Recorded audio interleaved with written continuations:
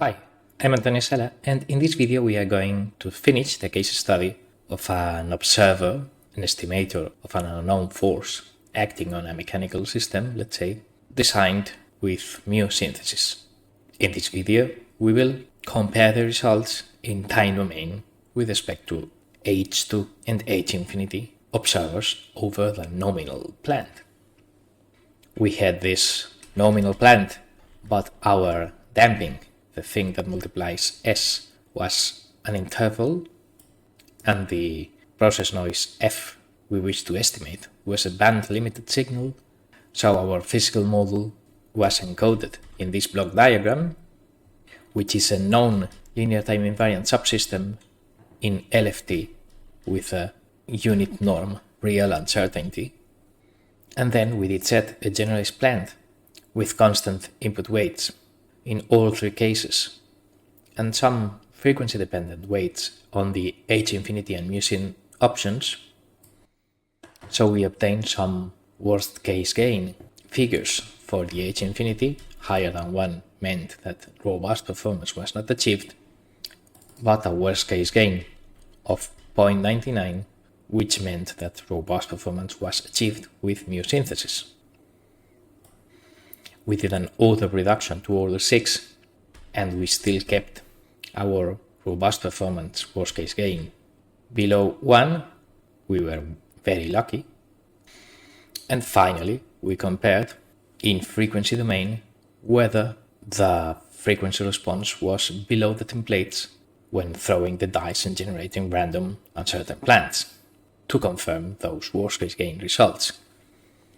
The blue thing, h-infinity, does not meet the required specification.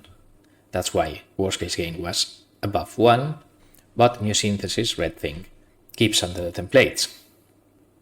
The h2 minimum variance observer, Kalman filter, let's say, plays in another league because we did not put output weights. It served as a reference minimum variance design, whose output we'll see next in time domain.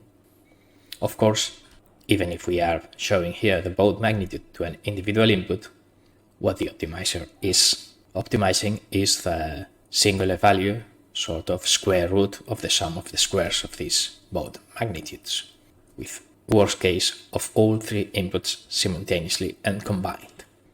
So let's go with the performance analysis in time domain. First, we'll see, let's say, the step response. We computed this BCI is infinity, mu is mu synthesis, 2 is 2, and WVI indicates that inputs are scaled, so they have size 1, and then the input weight transforms to the peak amplitude in physical units. But we did not put output weights to see also output in physical units. So this is the step response for a bunch of random plants, and we see that there are oscillations because, the damping is unknown. So even if for the nominal plant, let's say the h2 and h-infinity observers with a step in known input, they would render 0 force estimate. As the model is uncertain, the force estimate is not 0 and it has some kind of oscillations at middle frequency. And also regarding estimation of the actual force, step force, well, we see that the most accurate at 0 frequency is indeed the h-infinity, followed by mu synthesis close to it, and then h2 has a large error. So these observations fit what we expected when looking at the frequency domain. We have here a low frequency behavior in which the observation error is smaller for h-infinity, small enough but a bit larger for mu synthesis, and very large for h2 because we did not provide the green template frequency weight to the h2 design. Of course, you can download the code and play with it at will. And the thing is that, well, we saw these peaks at around 2 radians per second arising from this oscillatory response. So good, this is the step response.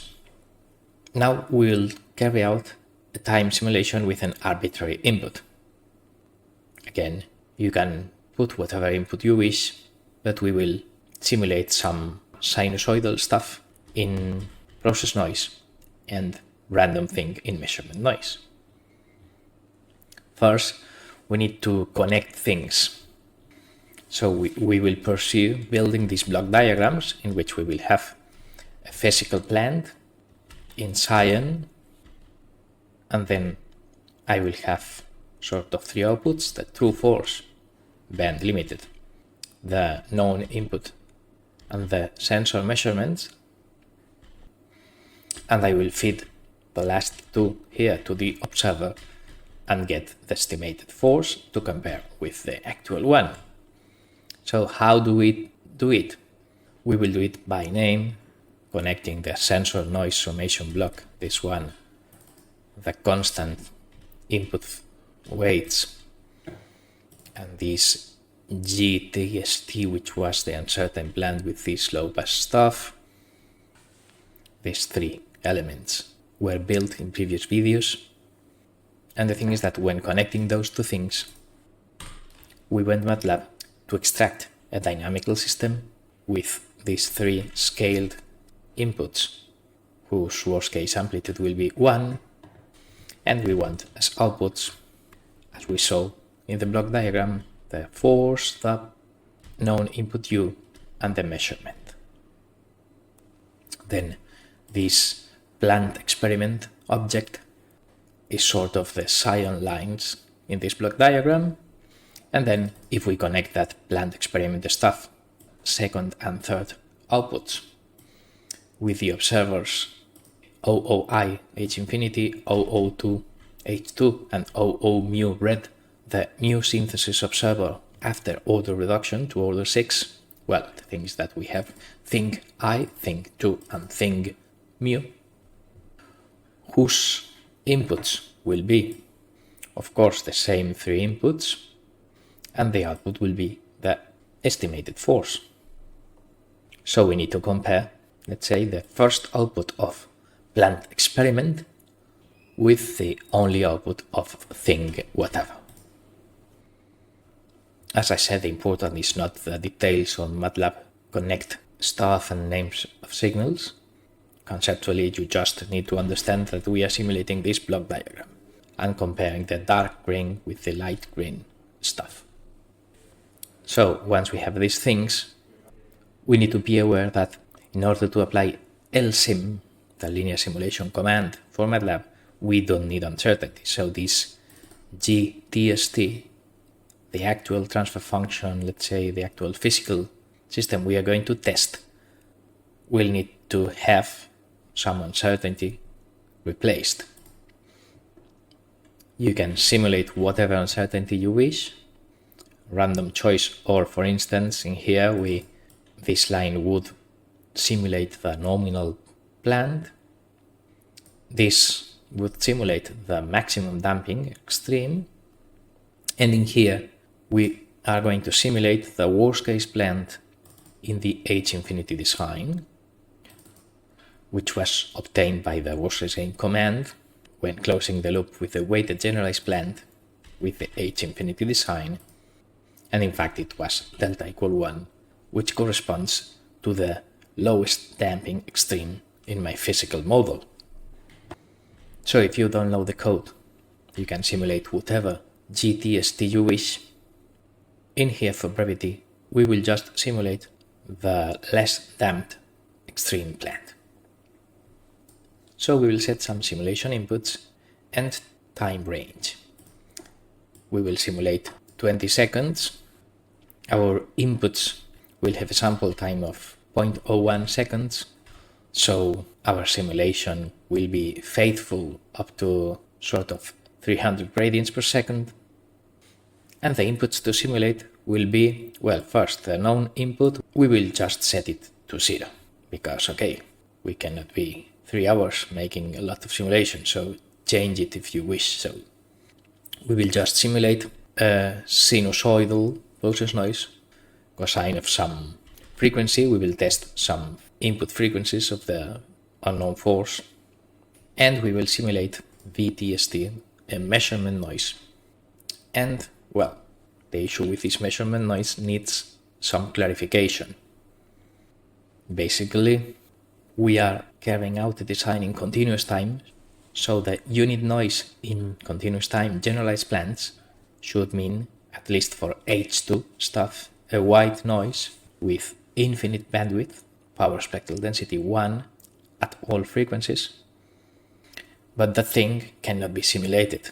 It's an idealistic stuff that has infinite variance and changes infinitely fast. However, real signals are band limited.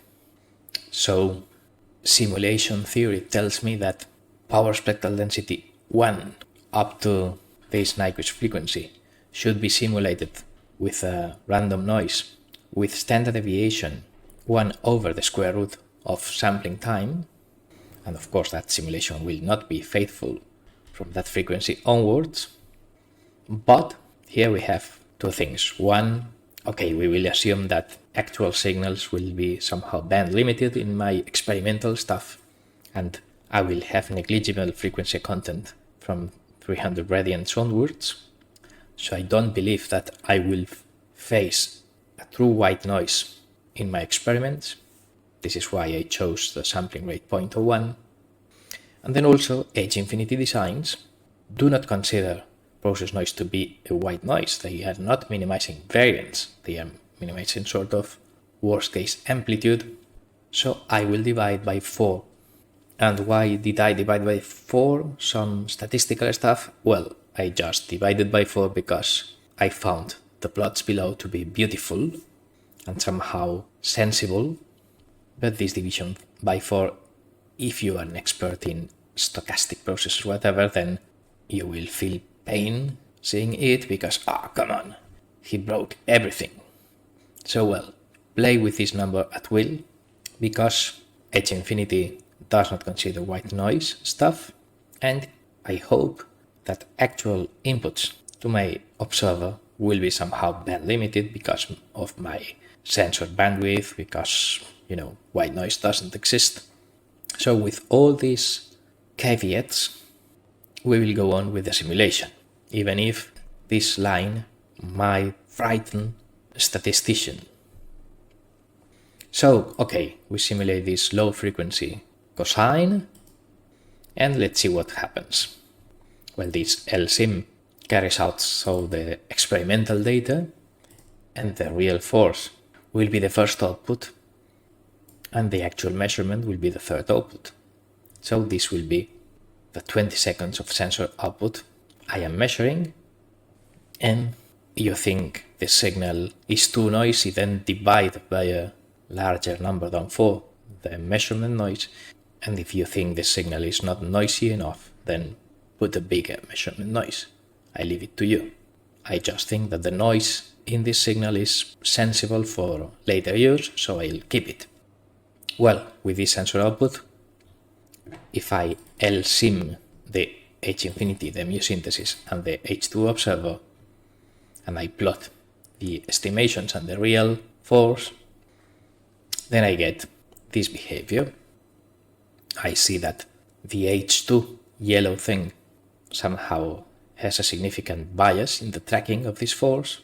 Mu synthesis and h-infinity have a better tracking at this low frequency signal, as expected from this central bow diagram, but however the variance due to the measurement noise, it's kind of the integral of the rightmost diagram. Well, the best one will be the H2 minimum variance stuff, and the others will have larger variance. And indeed, we see that, the variance around the time varying mean, of course, the yellow signal H2 is kind of smoother. It has lower high frequency content than the blue h-infinity and mu synthesis red, which is the one with highest measurement noise amplification, as the both diagrams said. So this is it, a trade-off between variance and low frequency accuracy. This is the estimation error, the difference between the actual force and the estimated one. And we see that the low frequency components of the yellow H2 thing are larger than the others, but we see also that the others have a lot of high frequency components.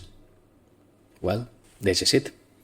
If you don't like it, you should play with the frequency templates of several of the designs to reach a compromise you think is better.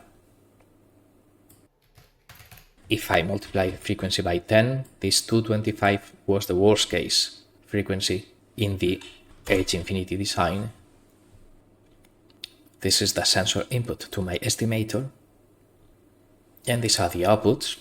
The real one is in violet, and well, we can see that none of the three observers is actually too good, but we see that the h-infinity seems to be the worst one, and well, we are, exciting and uncertain resonance peak, and performance is not too good in any of the three cases, but okay, that's what it is. If we plot the errors, we see that in this worst case stuff, that musyn tries to minimize under modeling errors, then the amplitude of the observation error of the h-infinity is sort of double that of the musyn. In exchange, musyn is the one that filters less the high frequency noise, of course. And last, if I multiply by 10, again the frequency, then my signal to noise ratio is very bad.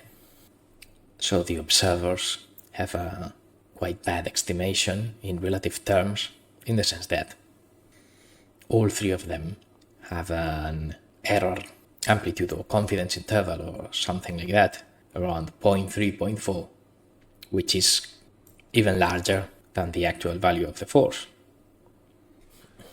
This is this region of the both diagrams in which indeed the estimation error is above the cyan line, which is the actual force frequency content.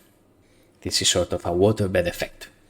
In order to be so good at low frequencies, it seems that we need to be quite bad at these intermediate frequencies. So error is more than 100% in relative terms, and also musyn needs to be the worst at high frequencies, because taking into account modeling error needs a higher gain observer. So if we conclude, in this video we compared in time domain linear simulations in both step response and some arbitrary input. We chose it cosine, but it could have been anything. So we realized that the frequency domain conclusions we reached in the previous video correspond to the results of time simulations, and what we can see in time simulations is the effect of the measurement noise in the high frequency components of the signal when that measurement noise is random and not a worst case sinusoidal amplitude as h-infinity templates assume. Of course, the actual signal to noise ratio and the amplification of measurement noise that can be tolerated will depend on a given application and the actual bandwidth of the input signals. But well, those details on noises, sometimes you just need to check whether your experiment is good enough, or if it's not acceptable in terms of variance or whatever, then you need to go back to the design room and change the frequency templates. Okay, we finish here. Thanks for watching.